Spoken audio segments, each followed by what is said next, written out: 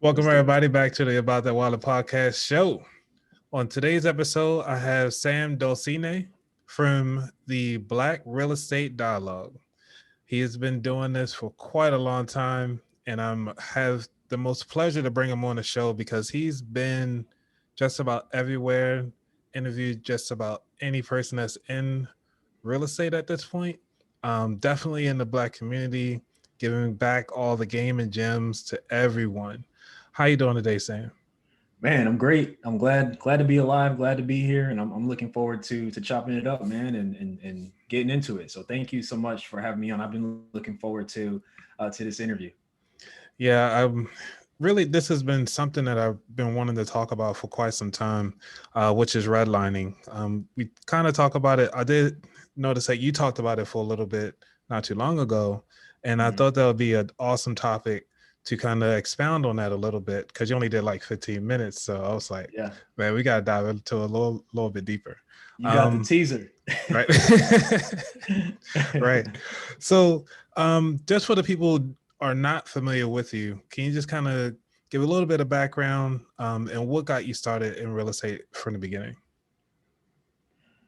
Yeah. So Sam Dolcine, I'm originally from Brooklyn, New York, born and raised. I moved to LA in 2016, so I've been here for almost 5 years. A job opportunity brought me here, and basically I hit a moment where I looked at my retirement account. I projected out those little calculators they use, um, and I'm like, whatever I'm projected to have from this particular source is not going to last me too long on the career track I'm on.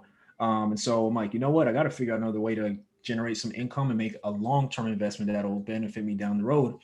And from then I wanted to get into real estate. So that's kind of what started the real estate side. And then on the podcast side, um, around that same time when I was preparing to make my first investment, I was listening to every single podcast I could possibly find.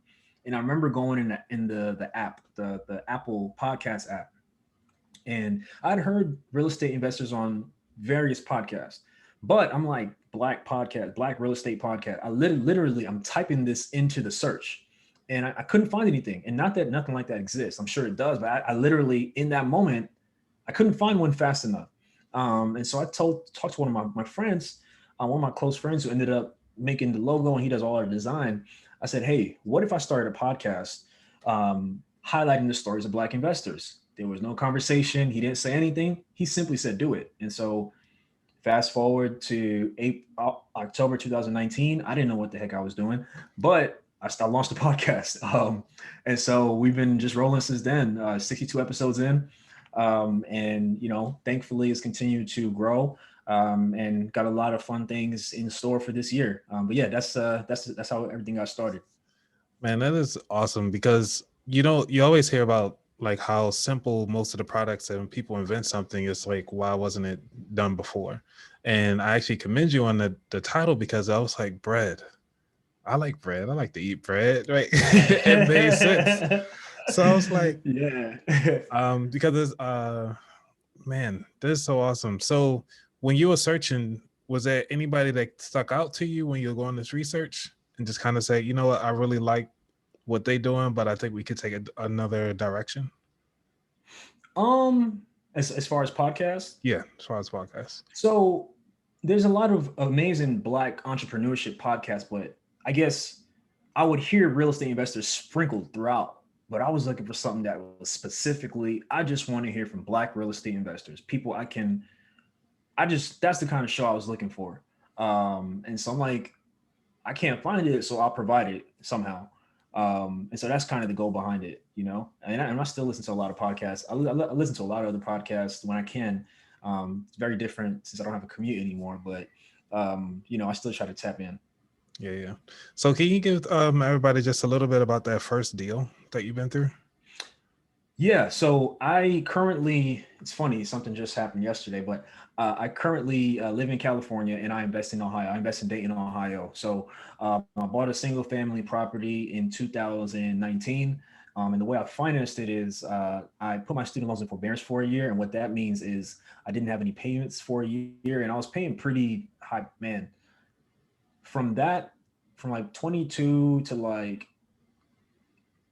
27, I was paying like a lot of money. Yeah. I don't know why, but I'm like, I guess I should just do this. But um, I, all that to say, I paused that, so I saved all that money, and I'm like, you know what? Like, what could I do to like expedite this? So I called my retirement plan. I said, hey, what are some options for me to utilize some of this money? They said you could borrow against it, which I didn't know anything about, and they said you could withdraw and have this huge tax bill. I'm like, all right. So in the combination of borrowing, combination of that uh, saving up that money from the forbearance, I was able to thankfully fund that opportunity. And so I've been um, almost 2 years now since I've had that property. I'm self-managing now. I let go of my property manager about a month ago. It's crazy because this tenant emailed me last night. Her heat went out, and thankfully I was scrambling, but we were able to get that fixed this morning. Okay. Um, Not glad how much it costs, but I'm glad she has heat. Right, right. So what was that? I mean, I'm just kind of curious of like you doing it remotely. So Yeah, even finding it had to be a hard thing. Um, and then go from there. Can you just kind of talk about that yeah, process? yeah. So probably people probably wondering, well, you live in LA. Why on earth would you want to even? Why would you even want to go to the Midwest? And so basically, at that time, I couldn't qualify for enough to get something here. And I think I kind of at that time I had made up in my mind that it's not affordable, which is not necessarily always the case. But eventually, I learned about things like FHA loans, different down payment assistance, and so forth. But at that time, that's just where I was at. I was like, well, I can't afford here. I want to invest in real estate. What can I do? And was looking on forums, looking online, and I came across out of state investing. I'm like, what? Like, how could somebody really? That's the Right. thing. And so I'm starting reading, like connecting with people on like places like Bigger Pockets and stuff like that, and Facebook groups. And I'm like, wow, this is actually a thing. And so I got connected to some folks out in Ohio. Um, and I went out there for a market tour in the summer of 2019. I did a lot of research, looked at a lot of data and stuff like that. And I'm like, okay, this seems like a pretty good place. There wasn't a property at the time when I was there that I was interested in. Something came on the market in I think September. I wasn't there, so it's like, do you want this? Do you not? And so I'm like, yeah, let's do it. So we did the whole due diligence, inspection, all that stuff. Um, Same tenant that I had since back then. Had the property manager at the time. That didn't work out, so decided to just self-manage. I have a lady out there who invests out there who I met online. She helps me out, like if I need anything. Like she referred me to the people to fix the furnace. Who went to fix the furnace today. So, um, yeah, I think being out of state, it's important to have boots on the ground, which are just people there. It doesn't have to be your family. You can network a lot on the internet. Um, but yeah, that's who she is for me. Like she came actually with me to visit my property when I went to visit there in November.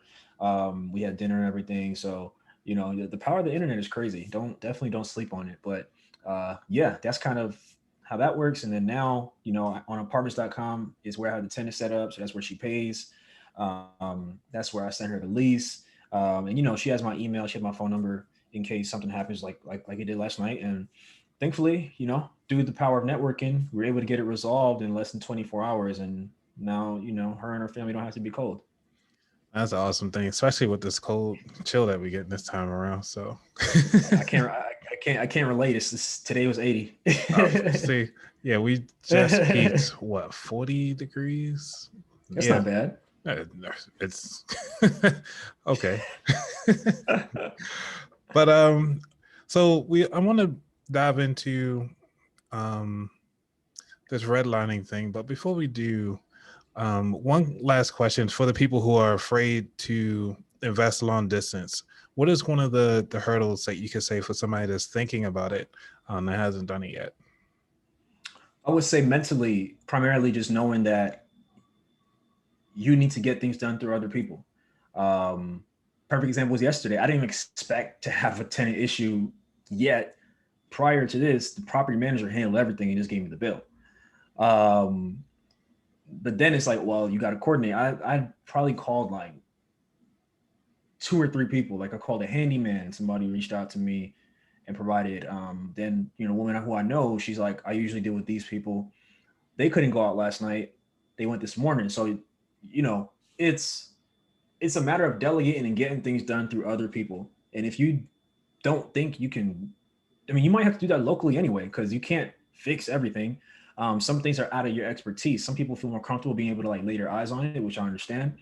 But if you feel like you can't invest locally where you're at, I recommend you considering it with the caveat that you need to understand that it's not, especially if it's far, you're not going to be able to just pick up and get on a flight if a toilet is broken. You got to get things done through other people. So that's the main thing I would say.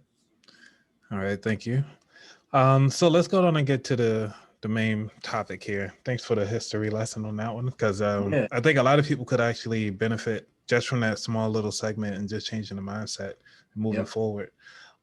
So when it comes to redlining, Mm-hmm. um, what is it actually? Yeah. So the simplest way to explain it is that back in the days, there were literally maps with red lines around them, and these were areas where people couldn't get loans for houses. That's one of the impacts of it. And so, you know, there was no incentive to invest in some of those communities, which led to a lot of the blight that we see, a lot of the slumlording that we see. And if you really look into it, I remember I watched a documentary about Minnesota. If you look into it, um, like this stuff was all planned. This is all pre-planned. Like this was not impulsive or anything like that. It was strategically done to keep us from owning homes. One of the biggest wealth creators, one of the biggest ways to improve one's net worth is through a property, whether it's an investment, whether it's where you live. That in and of itself will change, can change the trajectory of your family. If you think about, the equity, if you think about the appreciation over time. And so you have back in those times, you have black families, many of whom could not own property, but then you also have like these white families. There were no restrictions on them. They were able to qualify for all the FHA loans, all the lending, and everything. Their credit worthiness was never questioned. These people had a head start. These people were able to build that wealth. But our communities, we're living in slumlord. We're living in slums. We're living, in terrible conditions, and no one cares about it. And in fact, um, we also can't even get lending, and a lot of times people in our community fell victim to predatory lending, like We still do, not but yeah, we still yeah. do. What is it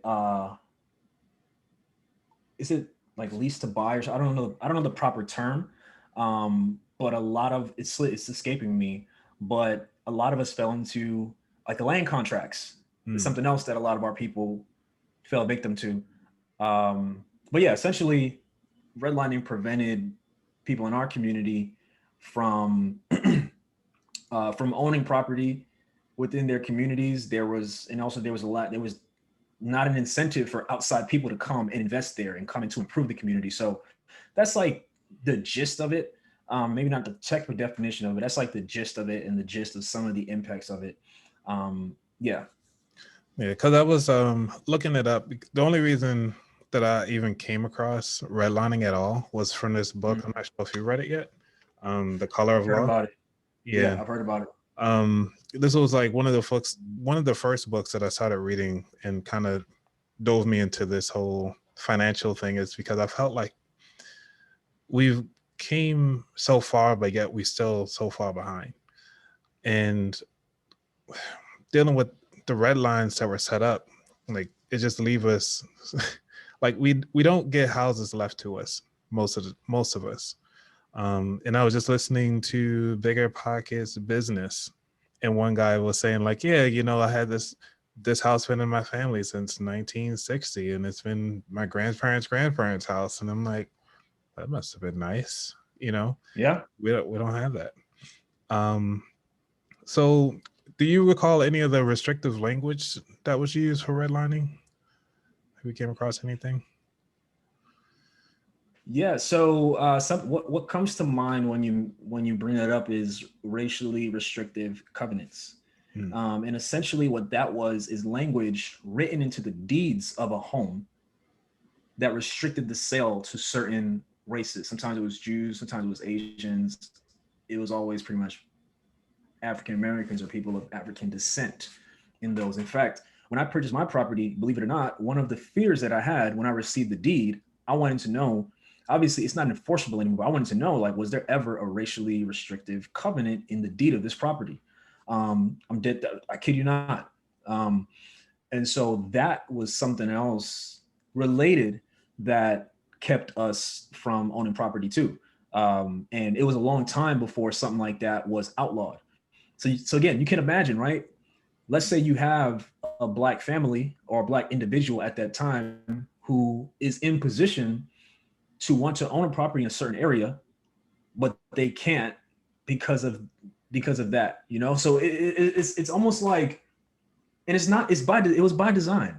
I don't want people to be naive here, right, right? right. It was literally by design. It was like, we don't want these black people building the wealth. We don't want these black people owning no property, especially not in certain areas. But to your point, talking about when you listen to that podcast, they're talking about they have a home that's in their family since the 60s. How many of us can tell that story? Right. It's not a lot. Mhm. So, that's something that's related to it. But also, like, we wouldn't we our credit worthiness would be questioned. But that's like a whole other thing, because a lot of us were and still are unbanked. That's a whole other topic. Or you know what I mean? That's a whole Yep. other topic. But it's just a whole lot, man. It's a whole lot that yeah, that's like the tip of the iceberg, but it's a lot, definitely a lot more to it. But what comes to mind is the next thing it reminded me of is racially restricted covenants. And to be honest with you, I should have mentioned this earlier, but that's one of the big reasons that I started the podcast. I'm like, yo, like, we are behind. So Like, there's far. no time to play games. Like, there's literally no time to waste. We are behind. Like, I have a post that I post pretty. Oh, it's like, if you buy one house, that's just one, Mhm. your family's life would never be the same. And I gotten a lot of bad comments for that, but it's like, if you think about it, what if your family bought one house? If your family was in this country 50 years ago, they bought one house, Yep. and that one house stayed in the family. And at the absolute very least, for the next generation, it was a home you just got to maintain and pay the property taxes. You don't have to pay a mortgage. That's So it. that's money you can save. That's housing security. That's wealth. That's adding to your net worth. That's opening up so many doors. You can tap into the equity, start a business, to put your kids. There's so much you can do, and so much other races have been doing because of one house. Like, you don't even have to be a huge one house, literally one house, can change the trajectory of your family for generations if it's done properly. Yeah, that last piece is key, right? If done properly, because like you said, like we can have all, even still today. Like you hear about it, you see people like, oh yeah, well, this house is in my grandmother's name, and then next thing you know, they wind up selling it, or they don't know Yep. how to maintain it, or they Yep. didn't know the finances behind it, or what entitles of actually owning a home. All they know is just a renter's life, Yep. Yep. and it's horrible. Um, and that's it sucks, honestly, just to put it blatantly, because it wasn't like how you said it systematically, but it also came down from the laws too that the federal government put in place. It wasn't like, hey, it wasn't the community that said that they wanted the covenants. It was like, oh, y'all allow it, and the community got together and said, hey, well, we want this. And I think it went on both ends. Looking in the Color of Law book, it was on both ends. Like if the street was majority black, a white person couldn't buy a home in there, and if the street was majority white, a black person couldn't get it. So I was like, how can we actually go beyond, or the strategy? I know we just kind of talking about it, but like from that one house that you have, even from 2019 to now, but it's like, how can we go beyond the one house to the next one and actually change that whole dynamic. Mm-hmm. Any suggestions have you come across since you've been studying? Yeah. So one thing, a lot of my guests, the way they've started their portfolios with a multifamily property, either through the FHA program, which allows you to put 3.5% down on a single or multi-unit property, so single or 2 to 4 units, or a program called the NACA program, which is zero down payment, 0% down, more restrictions, but that's the gist of it. I've had multiple guests on my podcast. They got whether it's like a 2 unit, 3 unit, 4 unit, um, whatever it was, lived in one, rented the others out, and you only have to stay there for 12 months. So many of my guests stayed there for 12, maybe 24 months, refinanced into what is called a conventional loan, rented out their unit, and moved on to the next one. So you imagine this, right? Mm-hmm. Let's say you get a 3 unit property where you're at in DC or in DC area. You live in one unit for the 12 months. You put 3.5% down on whatever the price is. You leave after 12 to 24 months. You get another 3 unit. Stay there, stay 12, 24 months, refinance into a conventional loan, move to the next one. That's 9 units already. Even if you just stop there and you manage the others properly, even if you literally just stop there, over the long term, you can't lose. Right. Obviously, I'm oversimplifying to a degree. Things happen within real estate, but over the long term, you can't lose. Because once those homes are paid off, you know, once you gain some equity in those homes, like it's a different ball game, you know? So yeah, I would say that, or, if you're in a position where you want to go in with a partner, maybe you two, someone, maybe you co-sign on a loan, or maybe you work it out. Two of you live in one unit, rent the others out. Imagine two people splitting a 3.5% down payment. Do the math in your market, how much that would cost. But it can be a temporary sacrifice that could yield great returns in the long term. So there's ways to do it. It's just a matter of us receiving the right information. But with receiving the right information, I think us also being in position to generate more income as well, to be able to afford to do that kind of thing. So there's a lot of different ways. In real estate, it's really about how creative you can be. It's not about it's really about how creative you can be. There's no one size fits all. If you can get creative with how to finance things and how to go about different opportunities, you can't lose, in my opinion. Got it. Yeah, even if you have children, somebody can move into one of those other spots or whatever. Yeah, Right. yeah, exactly, exactly. Yeah.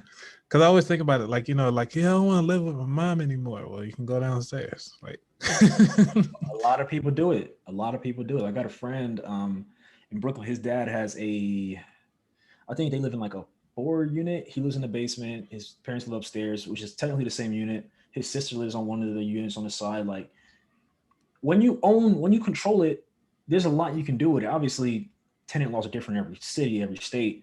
You may not be able to necessarily tell somebody to leave so your family can move in, but the point is, like, it gives you a lot more options. got it. So with those options, and also those multiple people inside the household, I'm trying to think of the next thing, which is the census and how that can actually impact the society that we live in. And a lot of people don't usually fill that out. Have you come across anything, how the census actually come into play when it comes to real estate? No, actually, I haven't had any guests. I haven't had any guests mention that. Interestingly, yeah, Okay. Because, we just had to recently do it. And yeah. most You of know the when it's coming numbers, out? we did it last year, 2020. Like, when, like, have the results come out already? Oh, I'm not sure the results come out yet. Got it. Okay. But I know that looking at it, a lot of people, at least historically, they don't want to fill it out.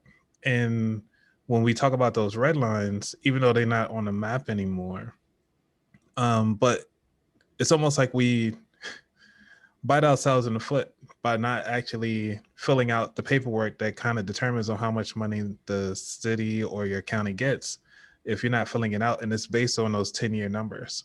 And then I believe Trump just put into play before he left like 2 years ago was the opportunity zones, because with the Mhm. opportunity zones you got to at least stay invested for 10 years. And if you think about it from the census point of view, if they didn't put that money in, or not everybody filled it out, then it was like, okay, well, this particular city didn't have that much growth in this long period of time. Then within the next time the census come out, it's kind of like that new shuffle. And so Uh, that's why I'm thinking like we almost kind of creating our own red barriers, because when it comes time for the government to give out money, they was like, well, all these people left your city. Why are we giving you this amount of money anymore? We're going to shift it to where now the new opportunity zones are the actual place to live at. So I'm just trying to piece it, because this was all federal from the beginning. So why wouldn't the federal still stay in that pocket, you know? mhm. So I'm just trying to take it from all different angles at this point. So, Yeah, but definitely. It's needed. It is yeah. definitely needed. So have you noticed anything about like the food markets, so like the food deserts, because of this movement? Because you've been in it for like 5 years. I'm still trying to catch up. Only been looking into this stuff for like 2 years. So um Yeah. I say we're on similar timelines, man. I kind of got deep into this stuff like 2, 3 years ago, but yeah, I mean, food deserts are a real thing. Food insecurity is a real thing, and uh, to be honest, like being in this country that we're in, uh, the fact that that is still a problem is a shame. Like I live in Inglewood, California, and there's a Rouse, there's like a supermarket up the street from me, but I'm just thinking about um, but there's not like no. I have to go to another city to go to Trader Joe's or go to Whole Foods. Um, like I can have a car. Not everybody has a car. So if you think about the average family who may be struggling, who does not have a vehicle, they may not always be within a reasonable vicinity of a supermarket, and that's a real thing. Um, or have access to fresh fruits, to fresh vegetables, to good food. You know, as I look around where I live at, there's plenty of fast food joints. There's plenty of bad food that's easily accessible. Um, I think that's also by design as well, you know? yep. And so that's something that, I mean, I don't know what the solution is, but I just don't understand how that's still an issue in this day and age. And, obviously, people need to be better educated about certain nutrition and things of that nature. But it's like, let's say you have the education but you don't have the access. Like, Gotcha. they're supposed to be healthy, but if you have a family and you're not, you're kind of struggling just to from the day to day, and you don't have convenient access to fresh fruits, fresh vegetables, even though you may have the education, you're just going to go for what's convenient. A lot of people working 2, 3 jobs. Like, how are you understand? Like, Yeah. you're just going for convenience. That doesn't mean you don't love your kids, you don't care about your kids, but it's like all of these issues like compound upon one another, resulting in somebody who's very likely to be unhealthy. Um, you know, uh, just given like all the different pressures and stress and stuff like that. I think we need to have a lot more sensitivity as it relates to that. Um, because a lot of us, like, it's easy for us to eat. Like me, I can eat whatever I want. Right. Like Right. I don't have like a family I'm taking care of. Like, I'm not a single parent. I'm in a different position. I'm able to live a decent life at this point. Not everybody's in that position, but I think access to good food, access to not only the education, but the ability to like get said food, it's a big thing. So yeah, that's something I hope changes over time, but that's something that I really do care about. Um, and it's Yeah. it's having a devastating impact on our community and our health. Yeah. I was thinking about far as even if you were to try to grow it, and I know that's been like a small movement about trying to grow Mm-hmm. your own and trying to create like these little pockets of urban gardens and stuff like that. But that stuff takes time. It It takes does. time to grow an apple tree, like 6 years. It takes time to grow spinach, which takes about a whole year. So it's like, do you have each each little plot? I'm not sure how big the backyards are there, but each little plot, everybody grow just like a small portion of different types of foods and just kind of everybody share and make a community out of that. But, you know, we all like that friendly, right? Especially with the virus. So, Yeah, I think that could help. Definitely could help. It would be a start and a step in the right direction yeah. for sure. Uh, we can't solve all the problems in this podcast, We but can't. We can't. Like it's crazy, man. Like what I try to think about is what can I do within my circle of influence to just help somebody.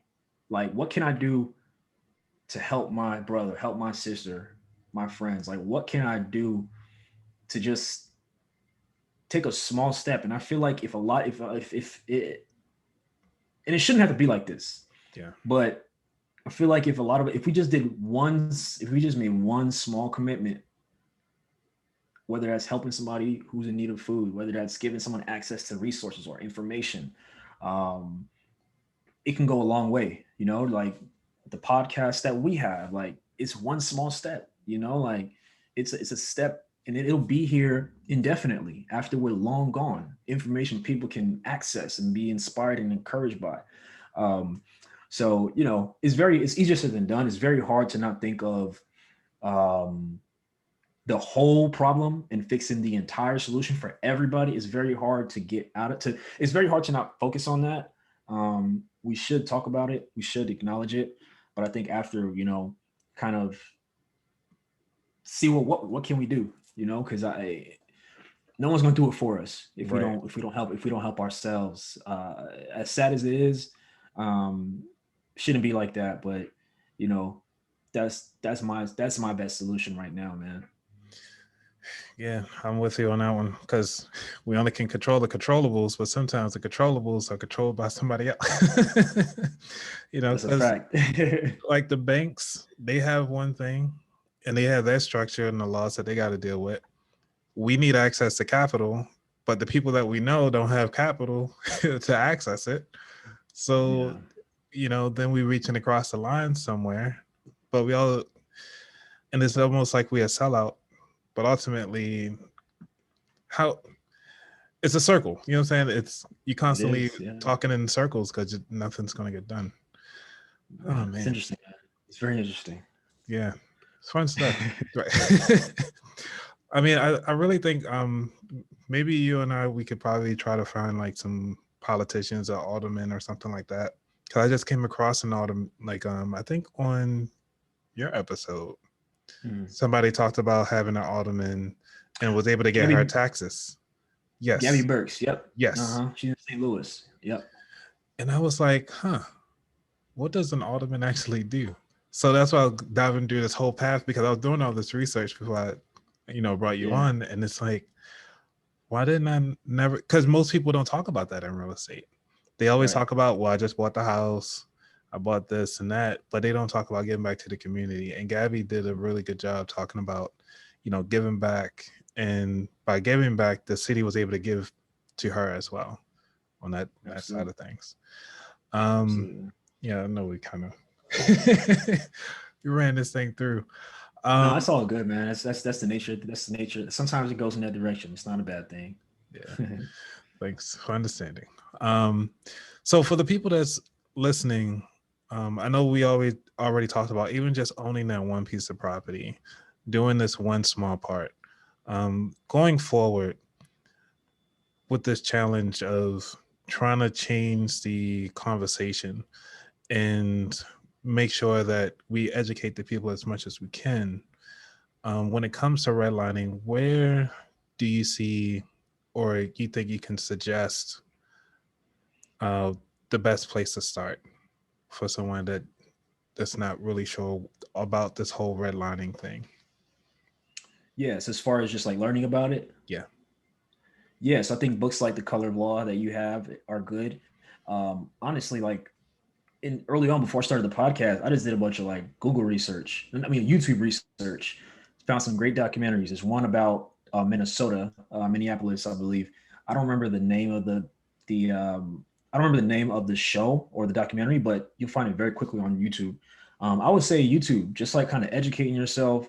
I even found about here in LA, and people now who minorities who realize like, wow, 50 years ago I wouldn't be able to own this property because it would be legal to bar me from owning it.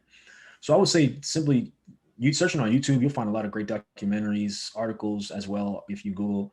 I think it's important to see where we have come from in that regard in this country, as African Americans, as Black people.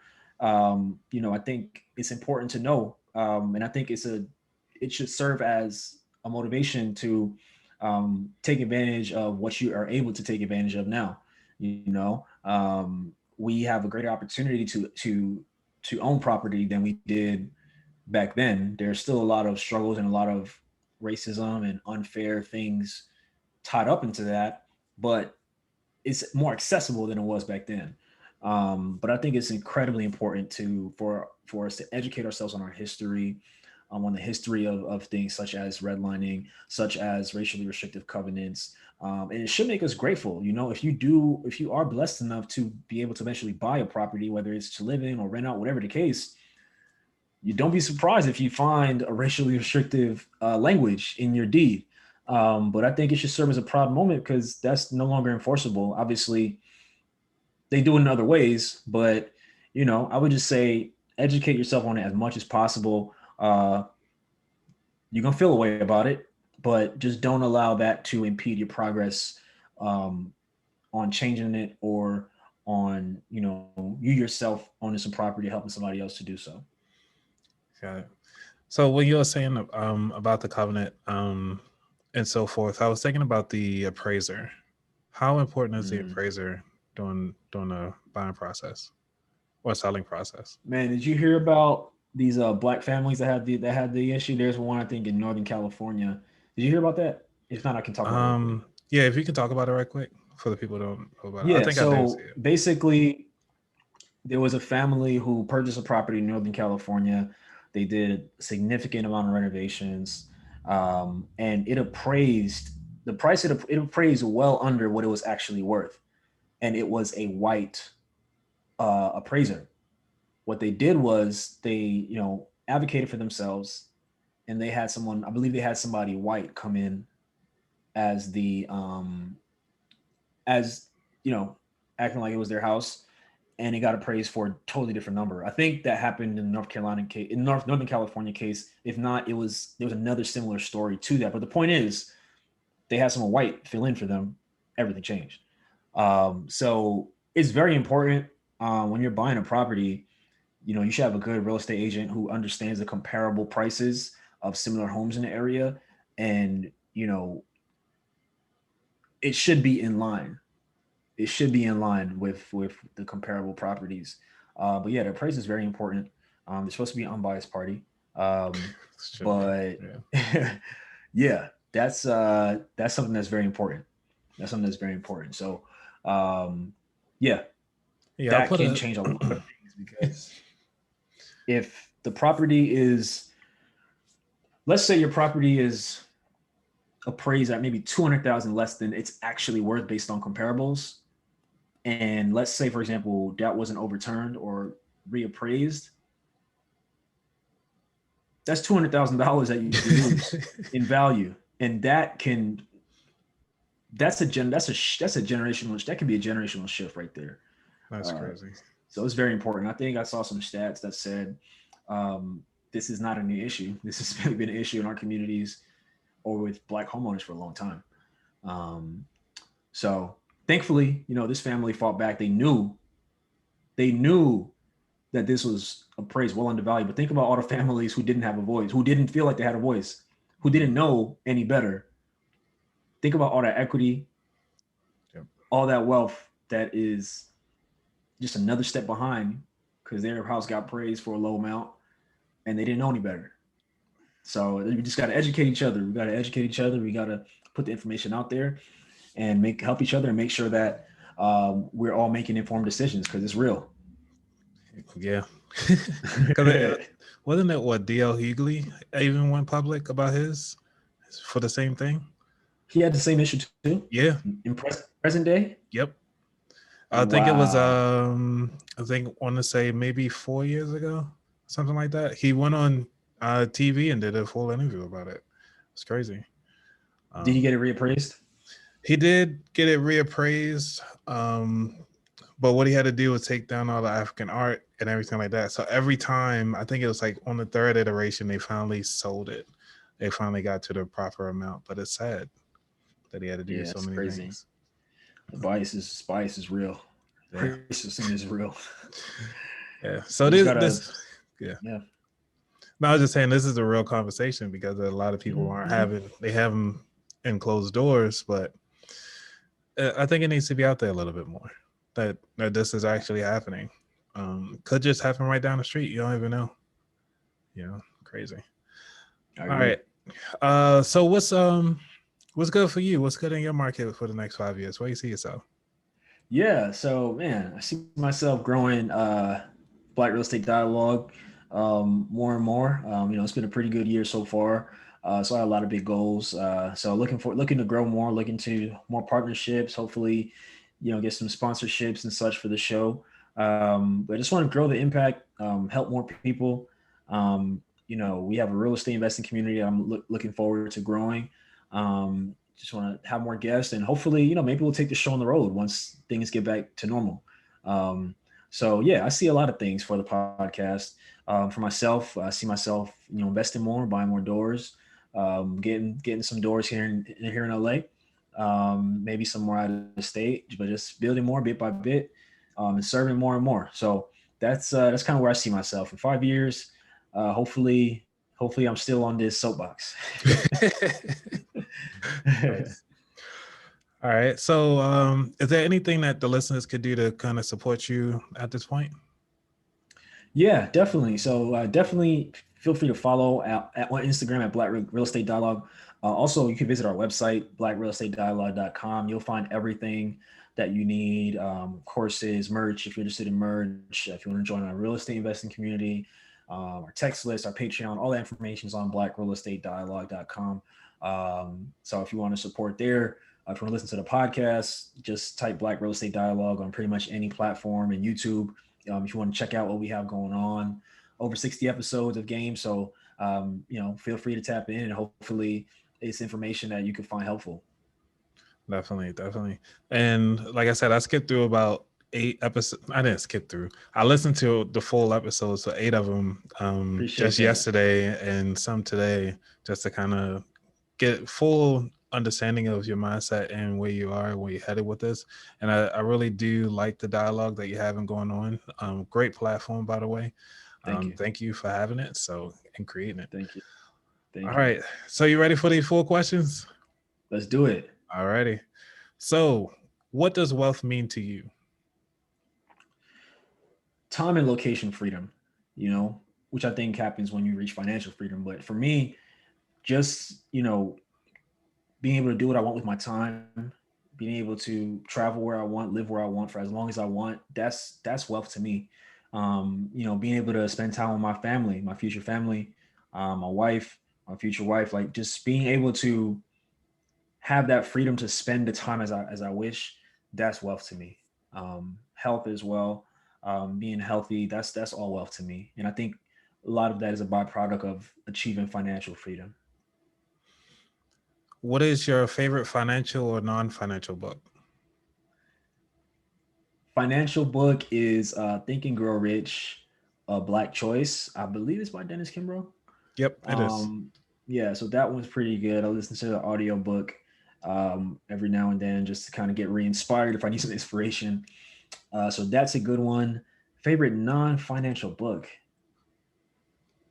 You might have got me there. Huh. Non-financial book. What comes to mind? Non-financial book.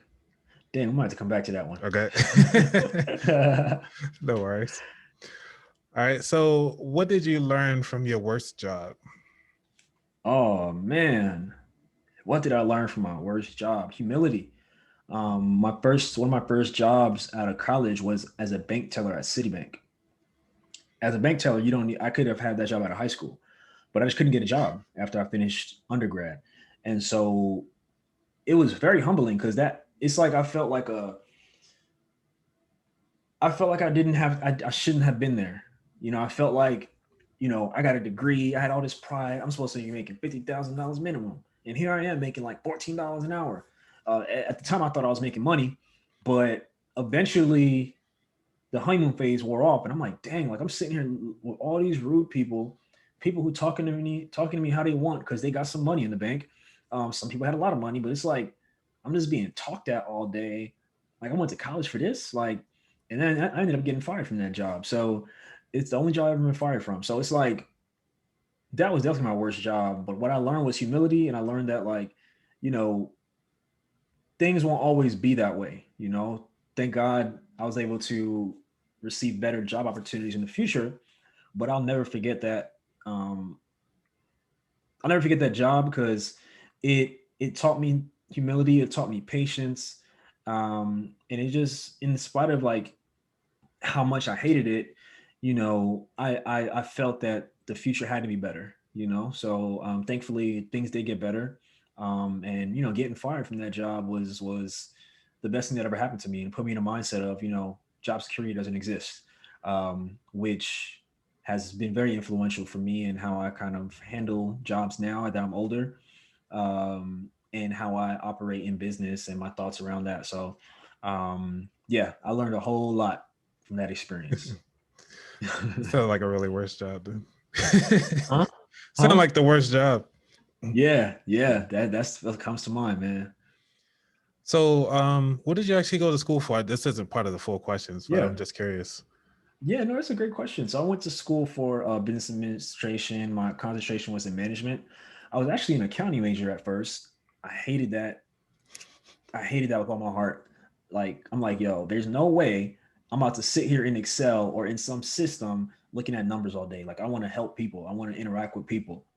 I want to feel like I'm helping people. Not that you're not helping people as an accountant, but I'm like, yo, I'm more of like a soft skills person as opposed to like a technical skills person. Like my strengths lie in my soft skills, my people skills, not in like, I like numbers, I like data, but my strength does not lie in sitting in a sheet in a Yeah. spreadsheet for 8 hours a day. Like I can look at like high level stuff, but that's just not what I want to do. That's just, I determined that's not what I want to do. I want to do something that leans more on like the qualitative side of things. Um, but yeah, I was a business management major. Um, yeah, business management major. My interest at the time was in trying to get into HR recruiting. So I've been in that field for, man, almost 7 years. Yeah, almost 7 years I've been in that field. So HR recruiting for different companies. Right now I recruit for a company that sells bikes. So yeah, that's kind of the wheelhouse I've been in 9 to 5 wise. But it started from that change in my major. That's awesome. Because usually most Yeah, people take you would think you would be making about 50,000 coming out with, at least with that's the what I thought. BA, right? That's what I thought. I thought that's what was supposed to happen. That didn't happen for a couple of years. Yeah. Well, it's just good for the people that's listening because they always think that I went to school for this, I should be doing this when I get out, and they don't want to take any other Yeah, job. But like you say, you just need to make some capital. So, yeah. all right, I'm gonna go on to my last question. That it's one of my favorite questions. So, what is your favorite pastry? Oh man, I like cookies. I like cake. I'm more of a savory person, but when I'm in the mood, I could definitely get down with some sweets. I like donuts. I haven't had donut in a long time. Um, Brownies. Yeah, if I'm in the mood, I'll eat some sweets, man. Yeah. But yeah, those that's what comes to mind. So I guess I'm a pretty diverse with Okay. my pastry my pastry taste. All right. I know you said this before, but we at the end of the show. Everybody only remembers the last end of everything. So, where can people find you at on the internet? Yeah, so we launched our website a couple weeks ago. So if you go to blackrealestatedialogue.com, you'll find everything. You'll find courses. You'll find All the information about us, links to the podcast, our social media. On Instagram, it's at Black Real Estate Dialogue. On Twitter, it's at B.R.E.D Podcast. That's at B.R.E.D Podcast. And yeah, if you'd like to learn more, tap into any of those. And if there's anything we can do, reach out. There's you can DM, you can email. All the information is on the website. If you need something, if you need access to something or information, whatever it is, we're more than happy to help out. Awesome. And again, my name is Anthony as your host on the About That Wallet podcast. Thank you again, Sam, for spending your time with us and actually sharing all this wealth of information that you gathered across the time that you've been doing your podcast as well, and also with your firsthand experience in real estate. All right, everybody. Thank you again for listening to the show. Y'all have a great night.